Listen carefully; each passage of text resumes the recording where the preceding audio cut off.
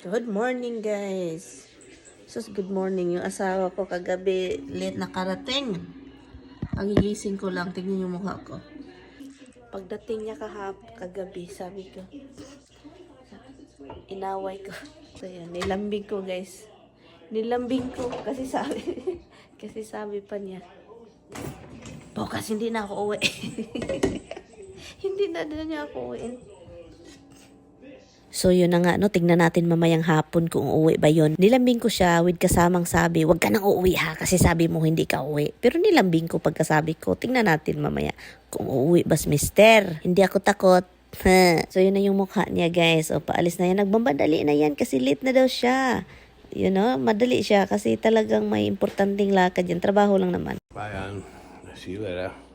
I love you. Love you too. Hey, drive careful ha. Yeah. Rinig ninyo, sabi niya, see you later. Ha, kakain na lang ako dito, no? Ito yung dahilan kung bakit nag-aaway kami. Ito talaga siya. Hi guys. Hala, flat. Ipaayos ko lang ito kay Mr. Hintayin ko na lang siya. Hintayin ko na lang siya kasi flat talaga yung sasakyan ko. So, okay, shut it off. Ang dami ko pang space na dapat tamnan kaso. Right, Misty? Kaso wala pa akong, hindi ko alam kung ano yung mga ipananim ko. So yun, dyan. May space pa ako dito. At saka mayroon pa ako dito dalawang kamatis. Yan. Hanapan natin yun ng lugar. Cucumber. Hanap tayo dito kung saan pwede. Yan, meron tayo dyan. Maghanap tayo ng lugar na pwedeng tamnan. Hay, buti na lang wala na masyadong usok, no? Galing sa Canada yung sunog.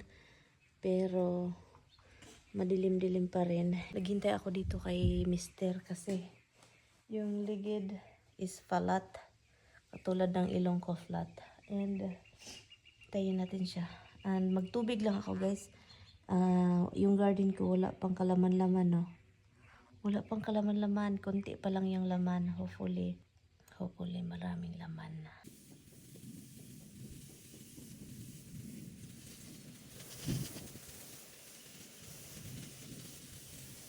Ay nako. Dito. Ito yung pinakaayaw ko. Ito dito, ganyan. So yan, para natubigan yung layo. Buti na lang umabot. Tara. Ay, ginawa ko. Okay, tubigan natin ito dito.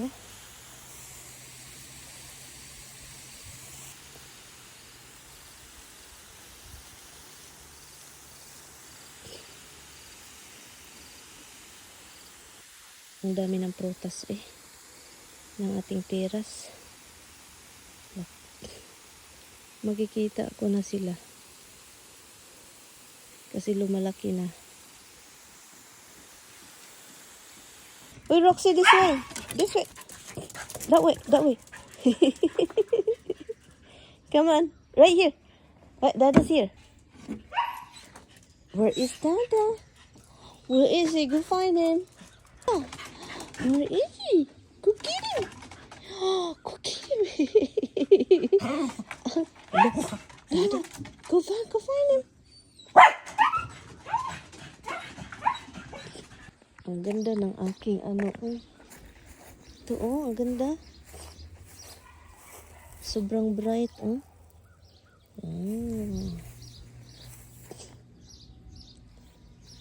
Uy, tumubo na to ba?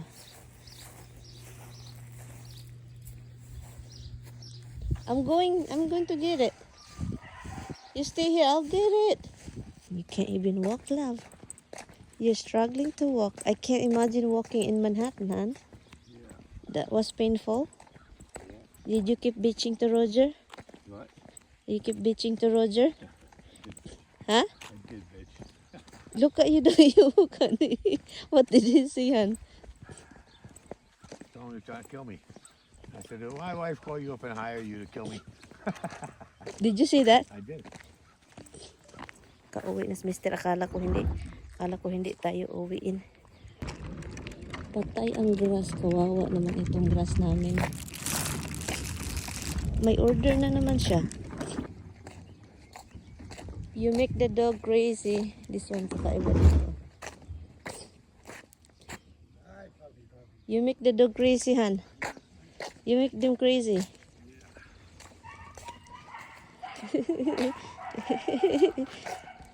What is this? Huh? TV. TV. Oh, wire. Wire for what? Are you taking this? So I can take my laptop out if you take it? But you have to add thing in that car, okay? Yeah.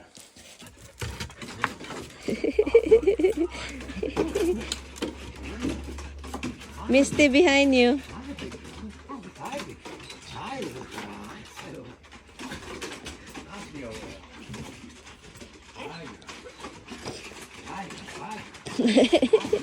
They're so happy.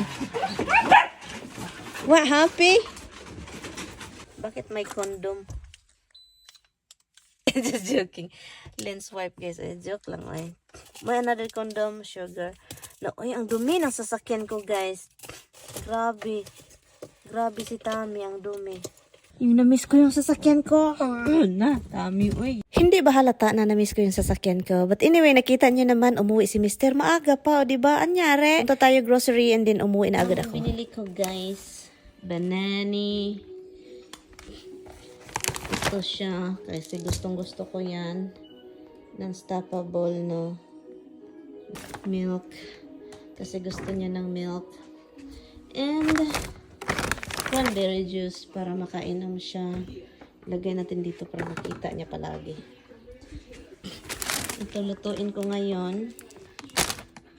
At yung pag-uwi ko guys, galing sa grocery, nakatulog si Mr. kasi pagod siya kasi wala siyang tulog. So nga, ang ginawa ko dito, nilinis ko lang yung ating string beans at niluluto ko. So na-surprise ako kasi sobrang aga niyang umuwi at maaga daw natapos yung trabaho nila. So nagtambay kami sa labas pagkatapos kong naglinis at nag-usap-usap, bakit umuwi siya. Yun, akala ko hindi ka na umuwi. Charot, wala na talaga kami away na malala, no? But anyway, maganda yan. Hi guys, dito ako guys, nag-i-edit ako ng video. And biglang nag-text si Tami, kakarating ko lang galing sa grocery.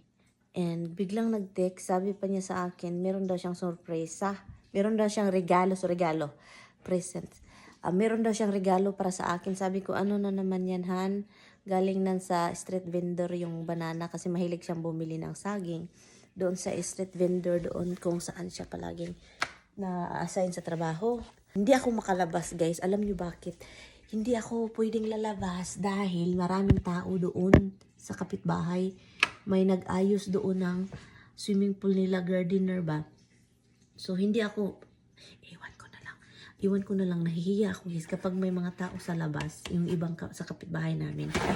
Hiyang-hiya ako. Iwan ko na lang guys, para akong kung tawag doon sa Bisaya, hindi malnourished kasi health man yun sa health. Yung tawag sa Bisaya, anong tawag yun sa Bisaya kapag may taong nagtatago? Yung taga-bukid. Hindi din taga-bukid. May term yan eh. Nakalimutan ko, pero yun. Hindi ako lumalabas lang ako doon kanina. Naglabas ng nagmamadali. Hala, bakit may apoy?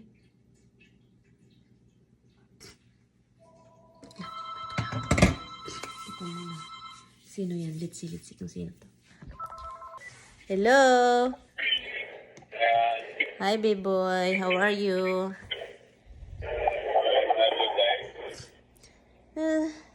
Same. What's going on with you? You get out. Wow, 5:15. And then you got me Jollibee.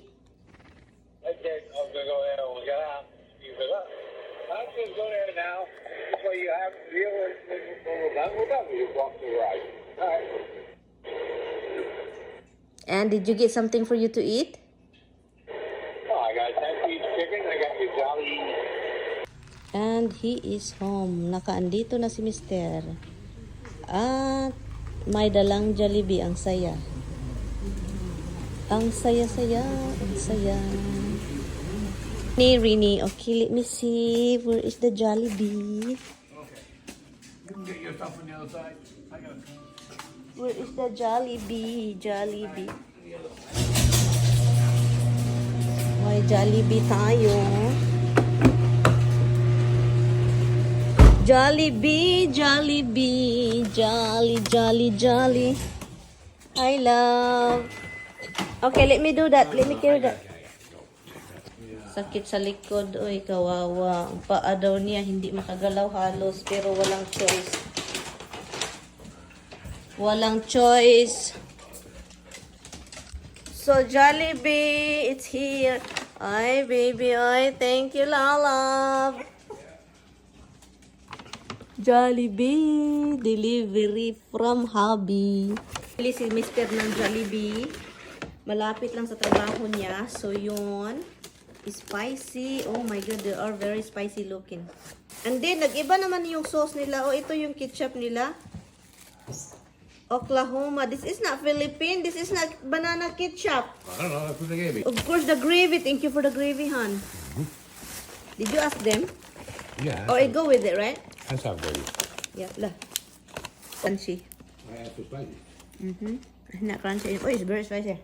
Hindi ko talaga ito ina-expect itong mga pagdadala-dala niyan Jollibee, no? So, ang saya ko lang naman talaga kasi hindi talaga ako nakalimutan ng aking asawards. Paminsan kasi talaga, masarap talaga kapag may Jollibee, lalo na kapag na-miss mo yung Filipino. Jollibee with, of course, gravy and with broccoli rub. Broccoli, look. Jollibee is selling broccoli? Look, with cheese. No, I'm just kidding, guys. I made it. Tastes like chicken. How's their double rice? Ang sarap ng broccoli. You thought it was heavy breathing here. Yeah.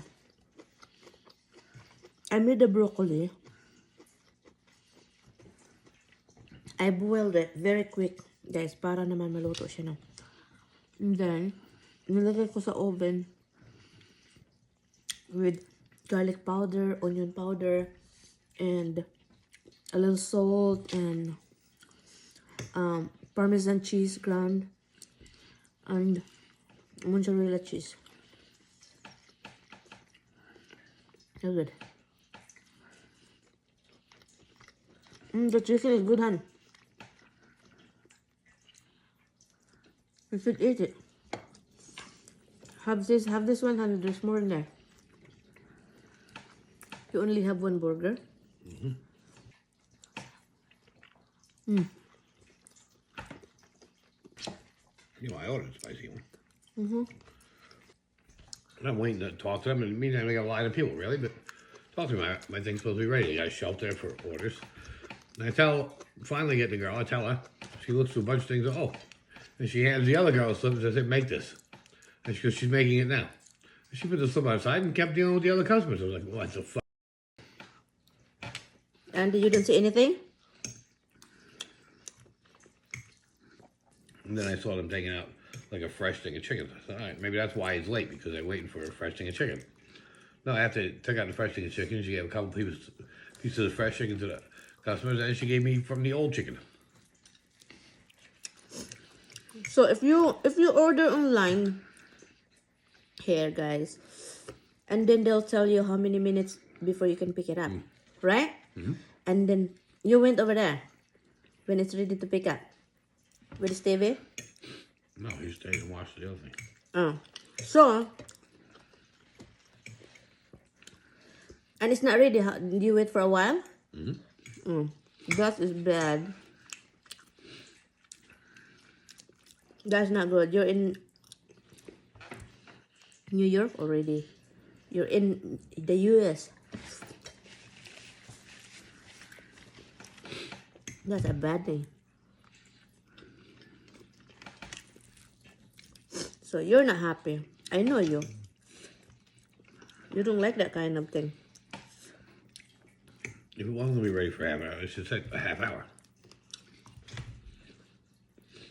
saka yun guys, ini-enjoy ko lang itong ating pagkain ng ating Jollibee at kinausap ko lang itong asawa ko sa experience niya doon sa Jollibee store sa Manhattan kasi mali yung pag-ano nila, order online pero pagdating doon 30 minutes daw matapos yung pagkain kunin, pero pagdating doon naghintay na naman siya ng matagal at yun yung pinakaayaw ni Tami. So yun guys, salamat po sa inyong panonood. Kita-kits tayo next time. Ang sarap ng buhay na may asawang maalalahanin or iniisip ka talaga, no?